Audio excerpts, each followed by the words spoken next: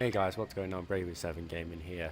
This is not going to be my usual gameplay. I'm actually going to do a quick discussion. I'm going to keep it to about 10-minute discussion because I'll be dragging on all day if I don't, kind of keep myself a target time.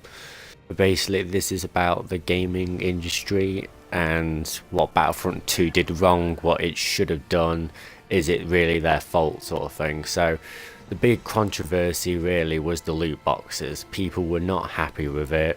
As you can see, you can purchase these with crystals, which you could get by paying real money to get. Or you earn the credits in-game, which could have been used on unlocking characters like Darth Vader or Luke Skywalker, things like that. So, I can understand where people are coming from. It's tied too much into progression. I can understand that. But, people did math and said that it'd take a lot, like, some stupid amount of hours to get as much star cards and all that shit. But I've only had the game for, what, a month, right? That's pretty decent. I played this game, I grinded it for at least a couple of weeks because obviously I first got it, I was excited for it and all that. But then I stopped playing it and played other games. This wasn't my main focus of the past month or two.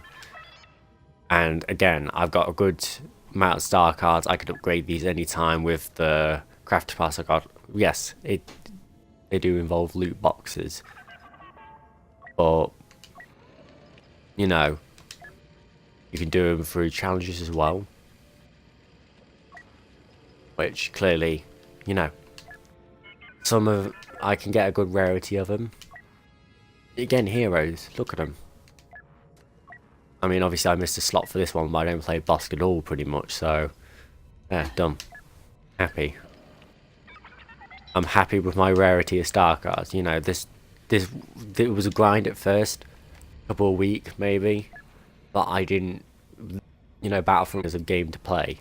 Starfighters don't count because, again, I'm not a big focus on the Starfighter, so I play it every once in a while, but it was not my main focus. So, the issue is people are a bit pissed about the loot box tying in too much progression. I get that. You kind of want to do that yourself. You don't want to have to pay to, get better. But if you pay for loot boxes, like, I don't know, when you're level 1, you're not going to get better star cards than other people. You'll only have a certain rarity that you unlock. And then if you want to upgrade them, you have to use crafting parts. So, you only start with a certain rarity. So you may have that star card that no one else has, but you're not a huge advantage as such. Only when you start upgrading and that you get better. I've never had to pay for these. One, even if I wanted to, I couldn't, because they got rid of it in the end. They got rid of the ability to buy these loot boxes because of people backlashing to EA. But I've never had to buy microtransactions. I've probably only ever fallen into the trap of a DLC. But that's because I really wanted it. That's it. That's all they've ever done. Loot boxes aren't let's say, they're not a necessary thing you need to buy. You don't have to buy them. It takes longer to get what you want. But think about it. I played Battlefield 4. I was pretty decent in the game. In Battlefield 4 on the PS3 version, I have not unlocked everything. Just because, one, some of the challenges I can't physically do because I'm not good with those guns I have to use to complete it. I won't unlock everything, but I feel like I've unlocked more in this game than I have in Battlefield 4, and I'm being serious. I'm not saying this to cover EA's arse, because I understand EA are sometimes dickheads when it comes to being greedy. Anyway, carrying on. This funds DLCs, microtransactions, it does. But is there any need for DLC? All we get now is maybe what seems to be a complete game, but it really isn't, because I feel this game was a bit short. Most games are now. Battlefield 1 felt short. You know, didn't have many maps, didn't have a long campaign, and the campaign was really bad anyway. Same with this game, it had a short campaign, I could say it did have a decent amount of maps, but, you know, it's still not enough.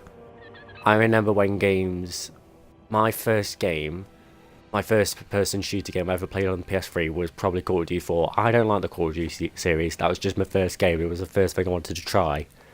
It still felt like a full game. And, you know, it was like the full package. You know, things like Resident Evil and all that, you know, they had a full game. I describe video games now as like a burger. Originally, but your burger was like, you know, you had the full stack, you know, you got all the good stuff on it that you want on the burger, you know, got everything you paid for. Sometimes they may release 1 or 2 content drops. I don't know, like say a extra 15-20 minute mission you can do, you know, not cost that much, but it's probably worth money. It's basically the extra toppings if you want it. It's there, you don't have to buy it, but it's there if you want it. And, you know, I played Skyrim. That was basically a big game at the time, you know. I can understand it, you know, had everything you want, good quest, side quest, you know, it was a big map, you could play it for hours, you didn't have to pay for any DLC content, because, you know, it was one of those games where it couldn't end. Now, I'm running out of time, so I'll keep it short, but basically, you know, I didn't buy any DLC content for Skyrim for years, and then I thought, do you know what, let's give it a whirl, see what it's like, you know. And again, you know, it was optional, it was there if I wanted it, I didn't have to get it, but it was there. Games now, basically, you've got the toppings, you got a bit of meat, but you haven't got the bun and the cheese and shit like that. And games are more encouraging you to, say, get what you should have got. They're saying they've increased the price tag at about £45, that's in my country, $60 in, like, I don't know, America or whatever. But they're basically tempting you to basically pay you've got in the original game, and I feel DLC shouldn't exist as such. You know, if they want to do free content drops, I mean, I'm saying like EA doesn't need the microtransactions to do the free DLC, they have the money to do it. You know, they've made a sufficient amount of income from games that they shouldn't even need any financial support for that. And, you know, DLC I think shouldn't exist because it's basically encouraging developers to make their games shorter and make it look like that, you know, the DLC is going to complete the game and it's going to make it better, but, you know, this should have been in the game at the start. I feel games need a bit longer development time. You know, I'm getting a game like Battlefield, a new Battlefield game every, what year or two? I feel they need a bit longer. Because one, you need that original game that came out to kind of thrive, you know, have his playtime, then think about maybe another Battlefield game. And I don't say make one, I mean think about another one. Because that's when people will be properly ready for another Battlefield game. And then they can think about what they can put in, you know, they've had a good amount of time to develop it and all that. It will feel like a complete game. DLC, you can have DLC if you want, but as a little side package, not as just filling in what should have been there before. You know, and, you know, I feel like DLC, there's no point in having it. I wonder if there's like an hour's played on this, I don't know. But, you know, I've completed quite a few challenges. I won't complete all of them. Some of the challenges are kind of a grind. But, you know, I don't feel at a disadvantage. I've never felt a disadvantage of anyone in this game. I've never felt it was a pay to win. But anyway, that's pretty much it from me. I know it's not what I'd usually do. It is probably a shit discussion and all that. But, you know, that's what I think. And I think that DLC shouldn't exist. And just have a full game for once. You know, we need games that, you know, if you want the extra toppings on top, you can have them, but they're there if you want them. You don't have to have them.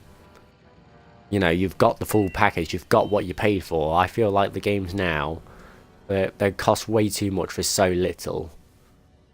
I remember when I paid for games for like what, 20, 25 pound, and they had more content than what was being provided now. And you know, these are brand new games sometimes. This was back when, you know, I was a lot younger. But you know, anyway, yeah. Leave a like and subscribe if you like this video. I know it's not got any gameplay and all that, but this was just a discussion really. That was pretty much it. So thanks for watching.